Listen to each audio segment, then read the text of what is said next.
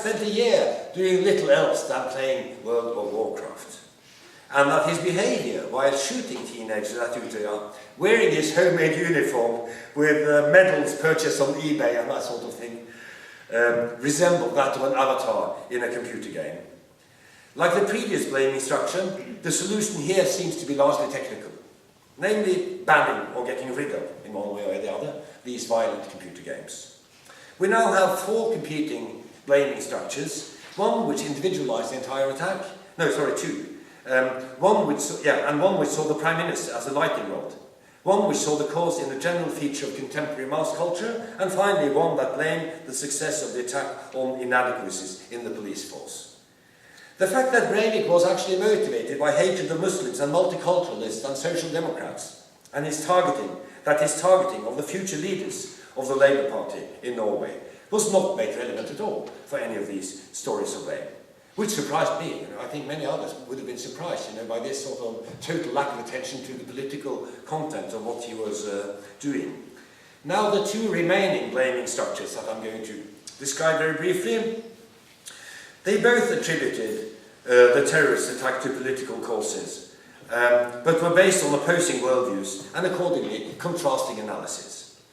Especially on the internet, but also elsewhere, the common view was that the multiculturalists and the Labour Party were ultimately to blame.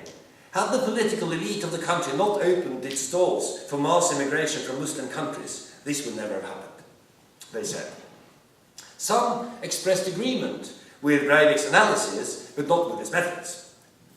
According to this view, the government and the victims of the shootings, as young members of the ruling party, were ultimately to blame, along with the Muslims, whose very presence in the country is an unbearable provocation to any right-thinking patriot. So in a certain sense, this is tantamount to saying that the precariat are themselves responsible for the precarious situation. Muslims are themselves to blame when they're being attacked.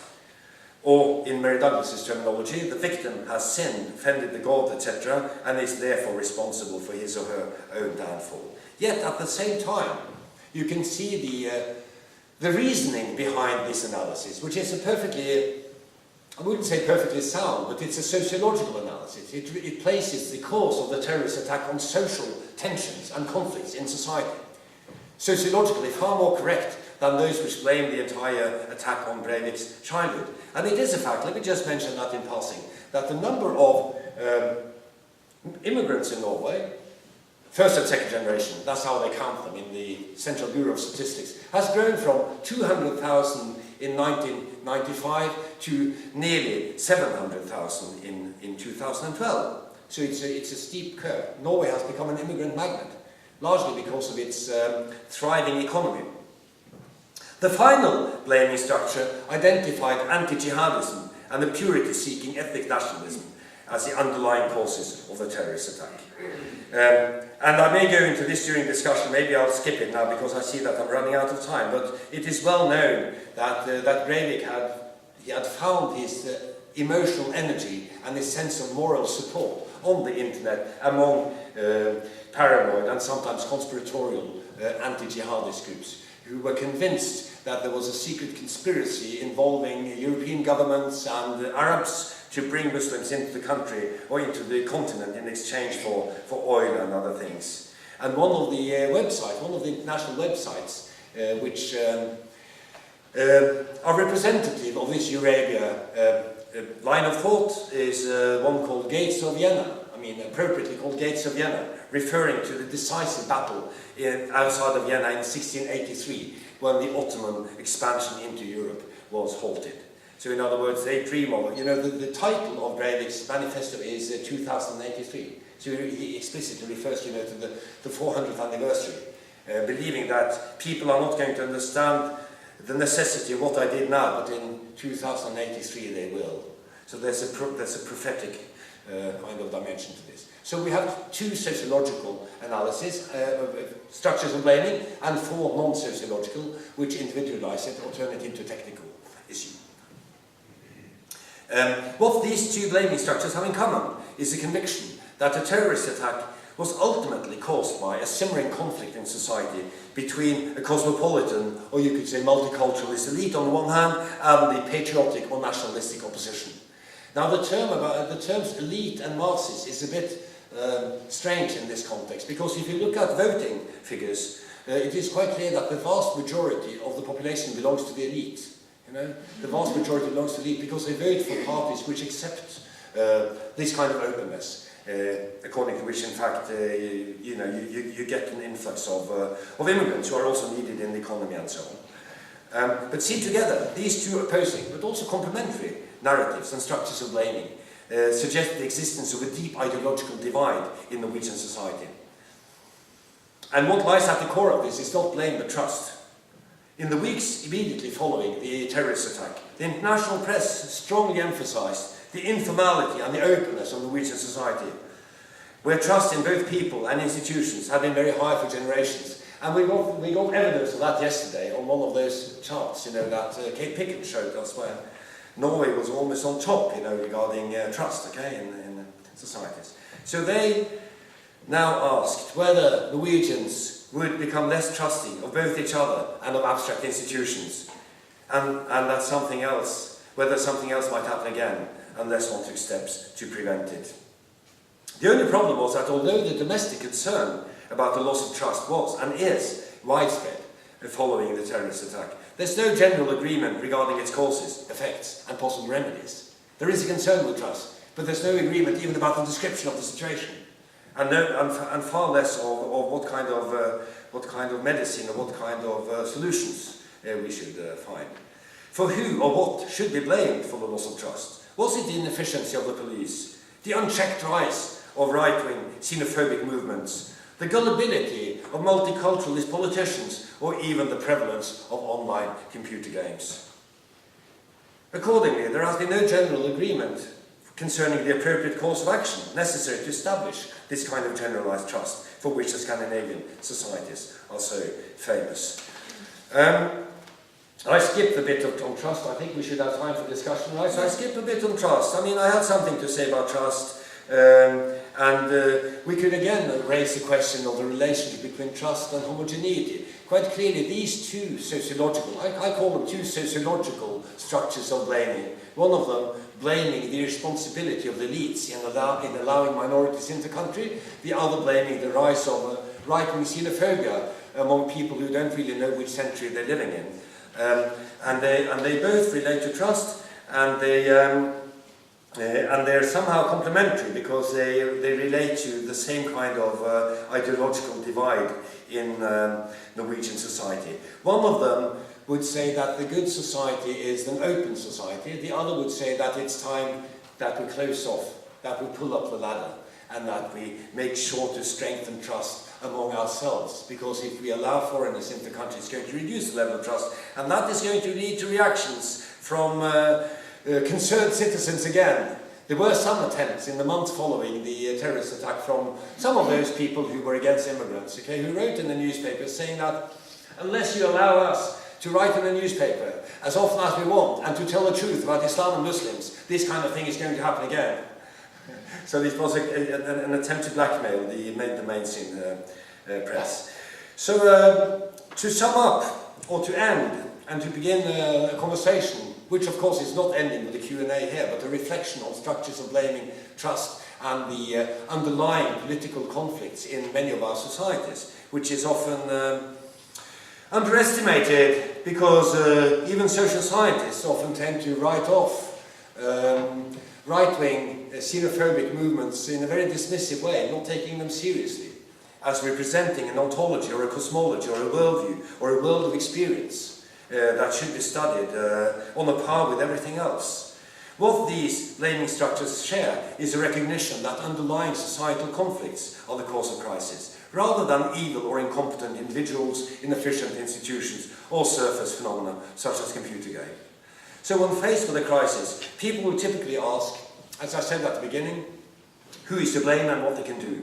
In the case of the 22nd of July attack on Norway, the underlying cause is arguably a mounting tension between openness and closure, mixing and purity, diversity and homogeneity. By individualizing the attack, attention is deflected from structural issues that should be addressed critically. And no course of action results which would deal with this conflict in society. We have an election campaign right now. We have a national parliamentary election on Monday. And the terrorist attack has not been fed into that campaign at all. It's been the big sort of, the big elephant in the room, dodged by the elites and the politicians feigning to ask whether there is a connection between Breivik's Islamophobic ethno-nationalism and the dark undercurrents of mainstream Norwegian nationalism. And avoiding this question and failing to see the causes behind the symptoms is not only bad sociology, it may also turn out to be politically dangerous. And I'd like to tell you a short anecdote right at the end. I'm finished now, okay? But I'll tell you a small anecdote at the end to illustrate what I mean. Because it has been said that one of the conditions for trust, one of the reasons for the high levels of trust, and perhaps the low levels of creativity, what do I know? I mean, when I hear about the high levels of trust in Scandinavian societies, I sometimes think about Richard Florida's writings about the creative cities. And Richard Florida says that, in order to have creativity in the city, there are three kinds of groups you need. You've got to have immigrants, you've got to have students, and you've got to have homosexuals. Okay? And if those three groups are in place, you get the kind of dynamic which creates a creative environment, and maybe not in a very trusting society where people are obsessed with sameness. But the anecdote is about the density of networks, but also about the underlying political issues which are not being addressed. Because it so happened that only a couple of weeks, maybe a month after the terrorist attack, I had been in Stavanger doing a job, giving a lecture somewhere in the southwest of the country, and on the airport on my way home in the afternoon I met a very senior politician from the Labour Party, okay? And Norway being such an informal country, we know each other, with very sort of peculiar kind of networks, so we started to chat a bit, and obviously there was only one thing one could talk about at that time, and that was, what are we going to do? Not so much who to blame, but what are we going to do? And he then said to me that, Thomas, we have a problem in this country, and it is that there is a dark undercurrent in Norwegian nationalism, a sinister undercurrent in Norwegian nationalism, which we haven't addressed. Because after the Second World War, they had to do it in Germany, and we Norwegians, like the Austrians, didn't. And there it is now. And I would think that, there is no simple question to that answer, if you see what I mean.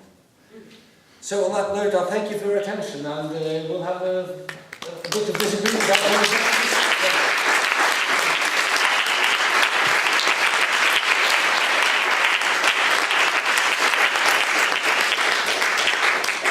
Thank you very much, Thomas, for a really thought-provoking paper.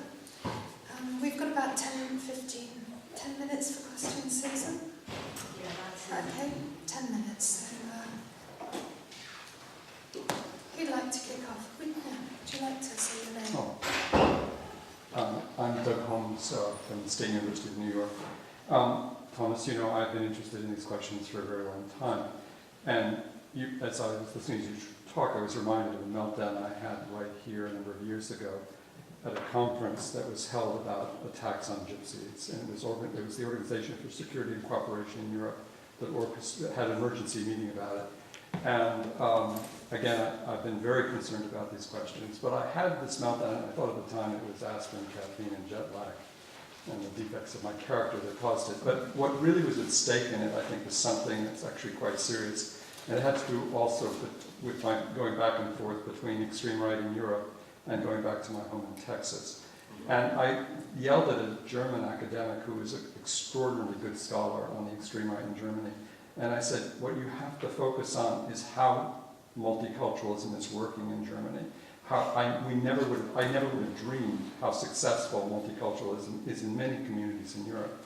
And we have very poor language in explaining why that is the case. I've focused on these pathologies. And I have not taken serious what kind of heroic efforts have been done in many communities across Europe to essentially resolve these questions and to yield a kind of real, organic, European, multiracial, multicultural society. So I think maybe we need to also think about those questions and how to begin to address why things work. And that creates, I think, a very powerful counter-narrative to all of these questions, and also opens up research and opens up a kind of possibilities of optimism. Anyway.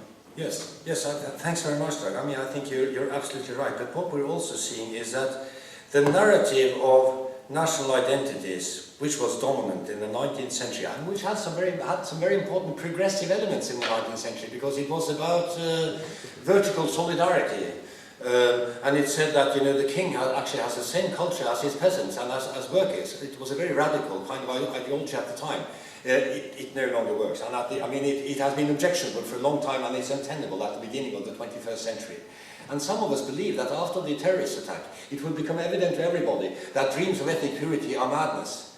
It's not going to happen. Not here, not now. Choose a different century to live in, you know, that sort of thing. And that didn't take place. So, but what we see is that there are many moral communities, and it's true that diversity works really well in a number of places, and in Norway as well. It works really well in a number of places. But there are different kinds of moral communities which see the world in very different ways. And I just wonder if it couldn't be the case, I'm not going to make this a very extensive answer, if it couldn't be the case that every country where there is a kind of national identity which is shared by most people, but not in the same way, of course. They have their own narrative about the main sort of disagreement, that they're all sort of communities of disagreement, and everybody has their main conflict. In the United States it's race, you might argue. In Britain it's class, you might argue. In Trinidad it's ethnicity, you might argue. And in Norway, quite clearly, it's the urban-rural thing.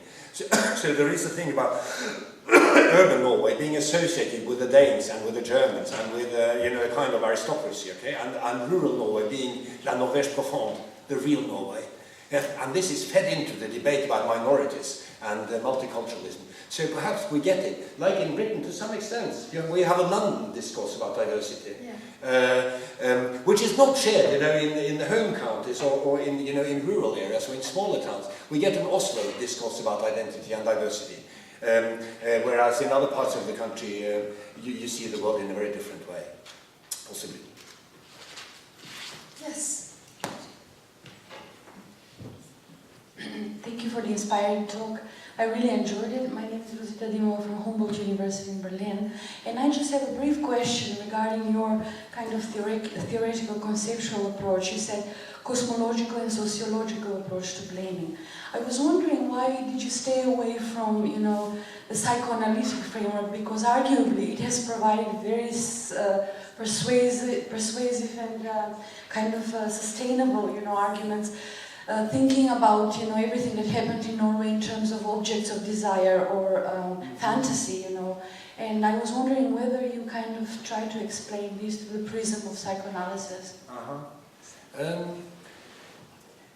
I think maybe someone else should do that. You know, if I were to elaborate on this and to sort of offer my own structure of blame, okay? Because now I just presented the structures of blame that were presented, you know, in the public sphere. I would look at the economy, you know, the restructuring of the economy, not least inspired by Doug Holmes' earlier work on fast capitalism and the rise of the new right, the relative disenfranchisement of the labor of the working class, for example, the feeling that lots of people have that they're not really needed.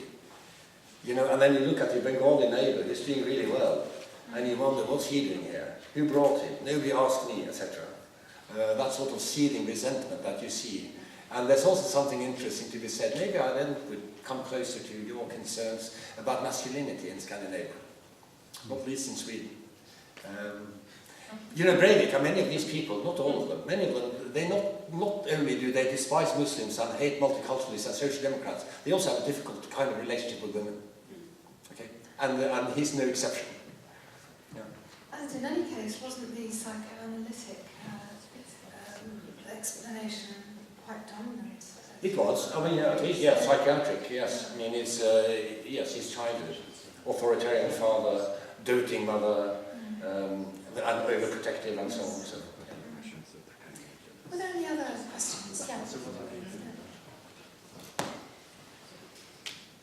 Hi, my name is Ella Fitzsimmons. I'm from King's College.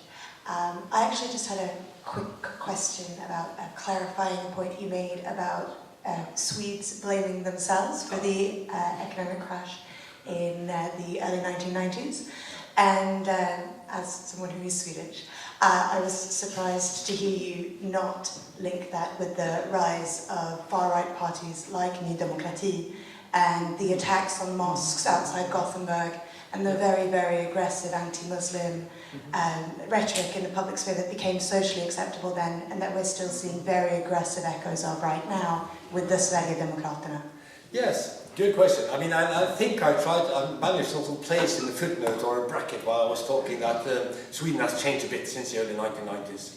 And this would be one of the main changes, that you now see that in a consensus-oriented public sphere, there are many problematic aspects of society which are not really being addressed. So there wasn't a very strong discourse of disagreement or of contradiction in Swedish society. And even now it's struggling, and much of this is being undercommunicated. The rise of mass youth unemployment. I mean, another anecdote, you know, if you come to Oslo and you order a cappuccino, I mean, in 9 out of 10 cases you'll be served by a young Swede, because there are no jobs in Sweden. So they come to us to work, but there are jobs. Yeah. So absolutely, there has been a change. And the rise of the populist right, you know, we always used to see Sweden as an exception. And one tried to find, you know, sociological and anthropological explanations and historical explanations for why it was that Denmark, Norway, Austria and the Netherlands had these very strong right-wing xenophobic movements, whereas Sweden seemed to be immune, they seemed to be vaccinated against it. It wasn't the case. And now it's coming there as well. It's becoming just another European country in some respects.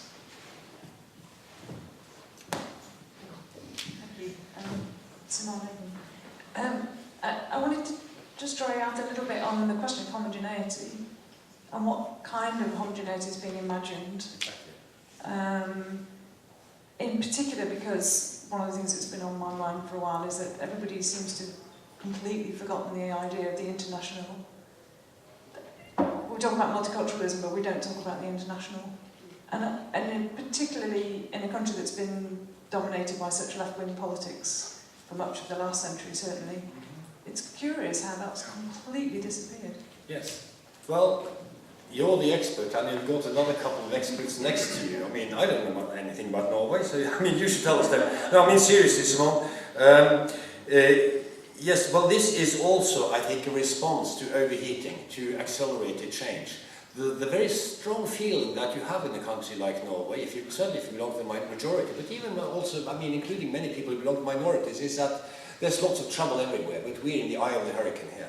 You know, here it's calm, it's prosperous, it's well organized, so we should keep it that way. And it's also been striking during this election campaign, which is ending this weekend, how absent, not only questions, difficult questions to do with national identity and the future, but also questions to do with international issues.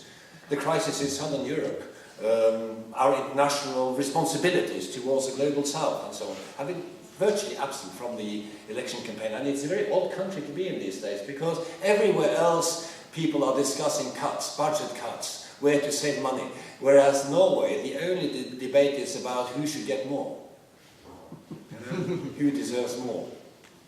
So we've got a couple more questions, if that's okay. Marianne can respond to Simone's question in a much better way than me. Oh, I'd rather answer another one. I'd like you to comment just a little bit on the role of the social scientists. In a way, it's following a little bit up on Doug's question. But I'm particularly intrigued by the immediate aftermath of this massacre. When, so we can analyze blame, but we're also part of the narrative. Because immediately, as we both know, the social science